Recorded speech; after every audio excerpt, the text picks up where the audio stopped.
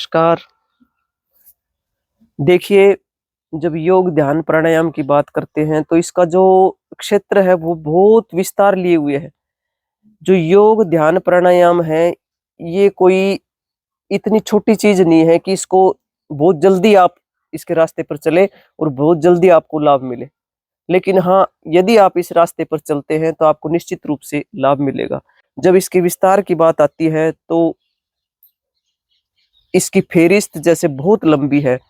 जैसे कि अष्टांग योग के बारे में बात करते हैं, जैसे यम, नियम, आसन, प्राणायाम, प्रत्याहार, धारणा, ध्यान, समाधि। तो जो ये अष्टांग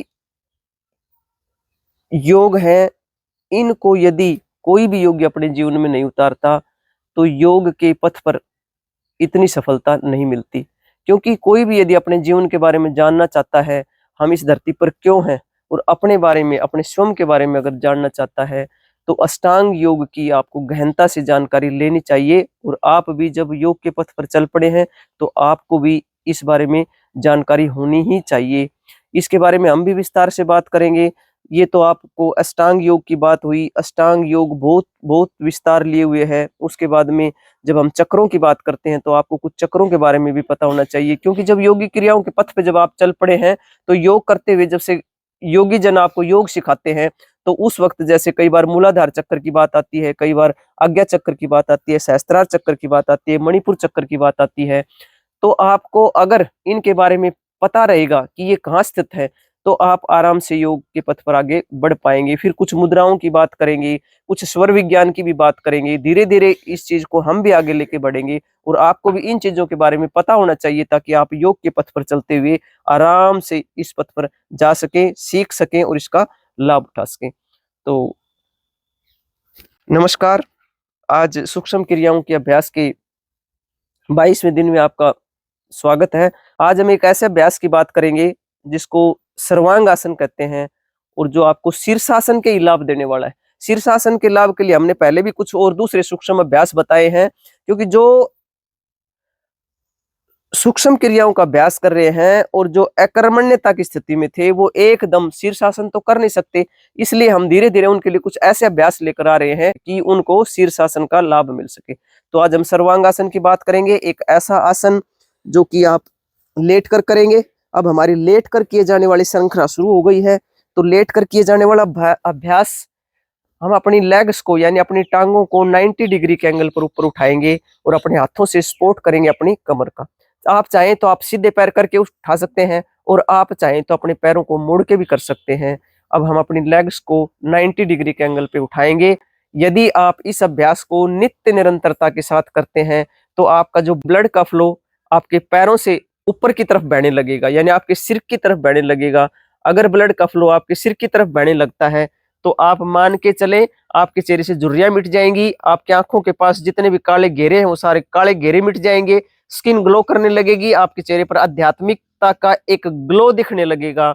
आपके बाल जो असमय सफेद हो जाते हैं, वो बाल ठीक हो जाएंगे।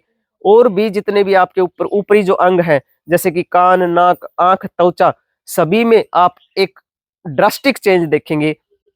आप मान के चले 20 दिन आप इस अभ्यास को करें, तो 20वें दिन आप देखेंगे कि आपकी रंगत बदल गई है। आप ये मेरे से लिख कर ले लें, चाहे वो गले से संबंधित बीमारी हो, थायराइड से संबंधित बीमारी हो, या दूसरी जितनी भी बीमारी हैं, सारी बीमारियों में रामबाण औषधि की तरह काम करता है ये। तो आइए सीख लेते हैं।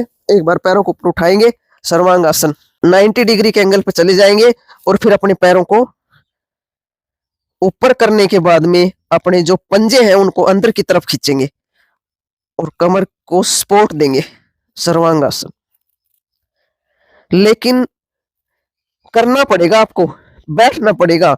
अब समय ऐसा आ चुका है कि आपको सुनने से और देखने से कुछ भी नहीं होने वाला। आपको नित्य निरंतर इन अभ्यासों की प्रैक्टिस करनी होगी और अपने जीवन में उतारने होंगे। तो इस तरह आप 1 मिनट से शुरू करके आप 5 मिनट, 10 मिनट, और धीरे धीरे आप इसको आधा घंटा तक आप कर सकते हैं।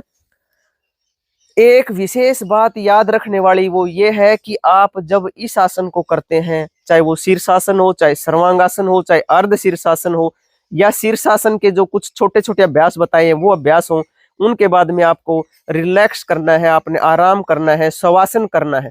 तो इस अभ्यास में भी आपने अगर इस अभ्यास को 5 मिनट किया है तो 5 मिनट ही आपको शवासन करना है। शवासन में लेट जाएंगे, लंबे गहरे श्वास ले लेंगे, उसके बाद में आप अपने हथेलियों को आसमान की तरफ रखेंगे, शरीर को बिल्कुल ढीला छोड़ देंगे, बिल्कुल रिलैक्स, ना कोई तनाव, ना कोई दबाव, ना कोई खिंचाव। रिलैक्स भाव से शरीर का मुआयना करेंगे, एक एक अंग को देखेंगे, सिर की चोटी से लेकर अपने पैर के पंजों तक के एक एक अंग का मुआयना करेंगे। सामान्य श्वास, ओम आनंदम, ओम आनंदम, ओम आनंदम। इसी तरह आप दाईं या बाईं करवट लेके बैठ जाएंगे। आपसे एक विशेष अपील, इस चैनल को आप सब्सक्राइब कर लें, लाइक कर दें और शेयर भी कर दें। ये 3 काम यदि आप करते हैं तो ये समझें कि आप हमारा जो त्रिवेणी प्लांटेशन का मिशन है, त्रिवेणी यानी बड़, पीपल और नीम, 3 काम आपने किए तो आपका बड़, पीपल और नीम लग गए समझो। क्योंकि हमने जो त्रिवेणी प्लांटेशन का जो मिशन है ये पूरे भारत में चलाने का संकल्प लिया हुआ है और हम संकल्पबद्ध हैं कि त्रिवेणी के जो पेड़ हैं वो हर गांव में लगे और हम हर एक गांव में 11 त्रिवेणी लगा रहे हैं और हम चाह रहे हैं कि भारत के कोने कोने में ये त्रिवेणियां लगे। तो उसमें आपके सहयोग और समर्थन की बहुत जरूरत है। आप कर भी रहे हैं सहयोग, तो इसी कार्य के लिए आप इस चैनल को लाइक, शेयर और सब्सक्राइब कर दें, यही आपसे नम्र निवेदन है। आज के लिए बस इतना ही। आप सभी के लिए बहुत प्रार्थना, आप सभी का आनंदमय मंगल हो, आप सभी की स्वास्थ्य मुक्ति हो, हम सभी और हमारी आने वाली भावी पीढ़ी भी शुद्ध प्राणवायु में सांस ले सके, इसी बात के लिए हम निरंतरता के साथ प्रयासरत है और जब तक रहेंगे इस पुण्य कार्य के लिए आपसे निरंतरता से मिलते रहेंगे।